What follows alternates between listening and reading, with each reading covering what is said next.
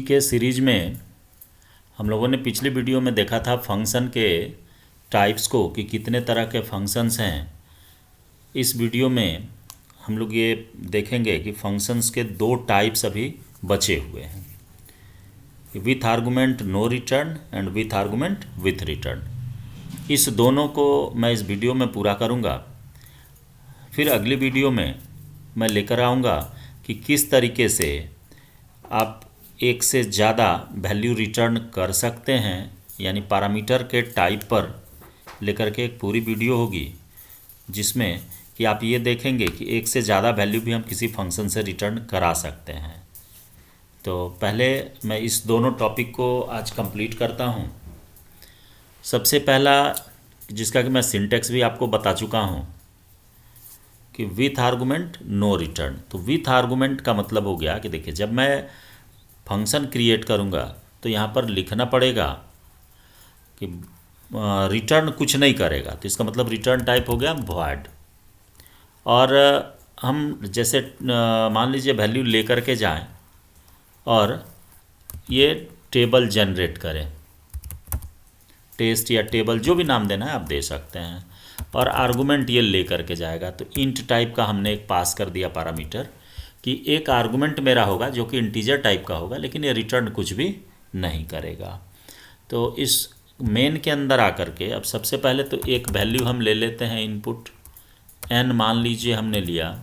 तो यहाँ लिखेंगे प्रिंटफ इंटर एनी नंबर, और स्कैन कर लेंगे स्कैनफ, और यहाँ पर दे देंगे कि %d comma address of n, और n में n को पास कर देंगे टेस्ट में, टेस्ट और पास कर दिए n को। तो ये एक्चुअल आर्गुमेंट है, एक्चुअल आर्गुमेंट को सप्लाई कर दिए। चूँकि रिटर्न नहीं करेगा तो हमको इसके नीचे कोई स्टेटमेंट देने की आवश्यकता है नहीं। हम यहाँ गए नीचे वॉइड टेस्ट में, और यहाँ आकर के इसको आर्गुमेंट को जो n हमने वहाँ से पास किया ये टेस्ट से, इसको यहाँ रखने के लिए एक वेरिएबल आपको चाहिए। तो मान लीजिए यहाँ पर हमने a उसका नाम दे दिया। अब इसके नीचे आकर के आप एक वेरिएबल ले लीजिए लूप चलाने के लिए i, और for i equals to 1 and i is less than equals to 10 और i प्लस प्लस कर दिया। और यहाँ पर आप प्रिंट करिए कि प्रिंटफ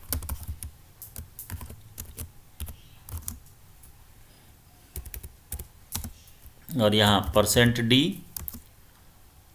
तो एक टेबुलर फॉर्मेट यदि देंगे तो वो भी मैं बताऊंगा, पहले इसको पूरा कर दूं, comma i into n, sorry n नहीं a, वेरिएबल मेरा यहाँ a है।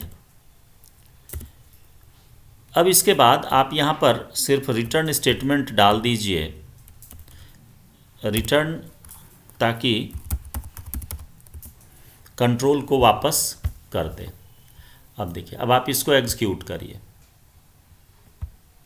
एग्जीक्यूट करेंगे तो ये आपसे एक नंबर मांगेगा, जैसे 5 हमने डाला तो ये 5 का पूरा टेबल देखिए प्रिंट कर देगा 50 तक। तो ये तो डायरेक्टली हमने प्रिंट कर दिया। फॉर्म इस टेबल को प्रिंट करने के लिए आप लोग जानते हैं लूप के थ्रू यूज करना है। तो हमने यहाँ से जो नंबर पास किया तो क्या हो गया, आर्गुमेंट आया, देन ये प्रिंट हुआ। तो एक से ज़्यादा वैल्यू चूँकि प्रिंट करना था, इसलिए हमको यहाँ से रिटर्न करने की आवश्यकता नहीं थी, तो हमने लगा दिया विथ आर्गुमेंट नो रिटर्न को। अब इसी को और आप टेबुलर फॉर्मेट में प्रिंट करना चाहते हैं तो यहाँ पर \n डाल दीजिए, लाइन चेंज होगा, %d into %d equal to %d, 3 दे दिया। और यहाँ पर आप दे दीजिए i या n कॉमा आई कॉमा आई इंटू ए, एन नहीं, एन की जगह पर ए है, ए यहाँ वेरिएबल ए हो जा रहा है। अब आप इसको रन कीजिए, देखिए आपको ये पूरा फॉर्मेट इनटू के साथ शो करेगा। 5 into 1 equals to 5 to 5 into 10 equals to 50। तो ये पूरा टेबल आपको प्रिंट हो जाता है। तो जैसा कि मैंने डिफिनेशन में ही आपको बताया था कि उन सारे प्रोग्राम्स को जिसमें कि आउटपुट मेरा एक से ज़्यादा वैल्यू आना है, तो उसको जब यूज करेंगे या बनाएंगे तो वहाँ पर हमको यूज करना पड़ेगा विथ आर्गूमेंट नो रिटर्न को, ताकि हम जो नंबर या जो वैल्यू सप्लाई करें उसके अकॉर्डिंग मेरा ऑपरेशन हो जाए। अब आगे यदि हम देखें तो इसमें आती है बात कि विथ आर्गूमेंट नो रिटर्न की, sorry with argument no return तो मैं बता चुका हूँ, विथ आर्गूमेंट विथ रिटर्न की। तो विथ आर्गूमेंट विथ रिटर्न का मतलब हो गया कि हम वैल्यू भेजें और वो हमको वापस वहाँ से वैल्यू दे। तो इसके लिए क्या करेंगे कि देखिए यहाँ जैसे हम लोगों ने वॉइड लगा रखा था, तो इस वॉइड की जगह पर आप रिटर्न टाइप दे दीजिए। तो जैसे सपोज कीजिए कि हमको फैक्टोरियल कैलकुलेट करना है, यहाँ से वैल्यू भेजें और वो फैक्टोरियल कैलकुलेट करके हमको वापस भेज दे। तो यहाँ हम दे लेंगे कि चूँकि आपको बता चुके हैं कि 7 से ज़्यादा जैसे ही बढ़ते हैं तो वैल्यू मेरा इंटीजर के रेंज को पार कर जाता है फैक्टोरियल का। तो यहाँ पर हम लोग यूज कर लेंगे लॉन्ग इंट को, पैरामीटर इंट रहा और नेम यहाँ पर आप चेंज कर लें, फैक्ट कर देते हैं या फैक्टोरियल से फैक्टो कर दिए यहाँ, और इंटीजर एक पैरामीटर हो गया। और यहाँ पर हम नंबर इनपुट ले ही रहे हैं। तो ये जो फैक्टोरियल है ये तो रिटर्न भी करेगा, तो रिटर्न जो करेगा तो वो कैसा टाइप है उसका, लॉन्ग इंटीजर टाइप है। तो लॉन्ग इंटीजर टाइप के चलते हमें एक वेरिएबल यहाँ पर और लेना पड़ेगा लॉन्ग इंट टाइप का, आर, रिजल्ट के लिए हमने आर ले लिया। और यहाँ पर एन तो हम सप्लाई कर ही रहे हैं, यहाँ लिखेंगे आर इक्वल टू फैक्टो और एन दे दिए। अब यहाँ लिखेंगे प्रिंटफ, और प्रिंटफ में आकर के आप लिखिए बैकस्लैश n दीजिए कि फैक्टोरियल ऑफ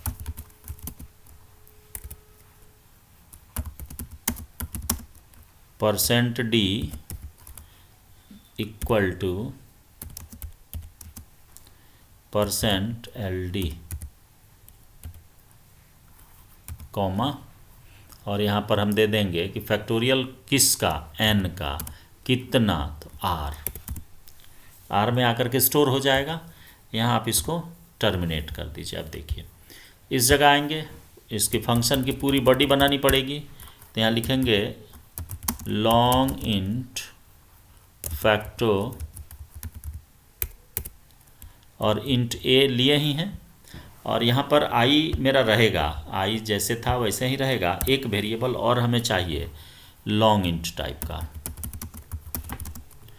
f, और इसको हम इनिशलाइज कर देंगे 1 से।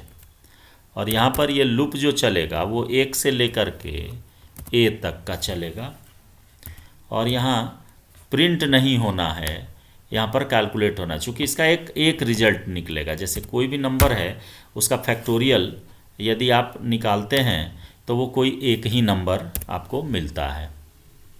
तो यहाँ पर जैसे 5 देंगे तो 120 आना चाहिए। तो यहाँ पर हम कैलकुलेट करा लेंगे f equal to f into I, ये कैलकुलेट करके आपको स्टोर कर देगा f में, और रिटर्न के साथ आप f को लगा दीजिए। ये हो गया। अब आप इसको रन कराएंगे तो देखिए ये जो भी वैल्यू देंगे उसका फैक्टोरियल कैलकुलेट कर, जैसे 5 दिया तो ये 120 आना चाहिए। देखिए आप, ये फैक्टोरियल ऑफ 5 इक्वल टू 120, तो ये फैक्टोरियल आप निकाल सकते हैं। तो यहाँ पर आप देख रहे हैं कि हम पैरामीटर भी लेकर के आ रहे हैं इंटीजर टाइप का, जिसको कि ए में स्टोर किए, और ये कैलकुलेट होने के बाद रिटर्न के थ्रू रिटर्न स्टेटमेंट के थ्रू एफ को हम रिटर्न करा रहे हैं, तो ये स्टोर हो रहा है आकर के किस में, आर में, और आर में स्टोर होने के बाद देन आपको यहाँ एग्जीक्यूट करता है। तो इस तरीके से आप जब इस पूरे प्रोग्राम को देखेंगे या इस तरीके से सारे प्रोग्राम को या सॉल्यूशन आप करेंगे तो ऑटोमेटिक आपको ये बातें समझ में आने लग जाएंगी कि किस तरह के फंक्शन को कब हमको यूज करना है। मैं इसमें आपको एक चीज़ और जोड़ देता हूँ कि जैसे दो नंबर है और उसका HCF और LCM निकालना है तो कैसे निकालेंगे।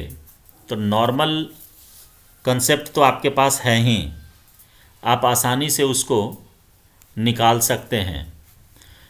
इस वीडियो में मैं इतना ही रखूँगा और अगली वीडियो में कुछ सॉल्यूशंस फंक्शन से रिलेटेड आपको दूंगा जो कि आपके एग्जामिनेशन के पॉइंट ऑफ व्यू से इम्पॉर्टेंट होगा।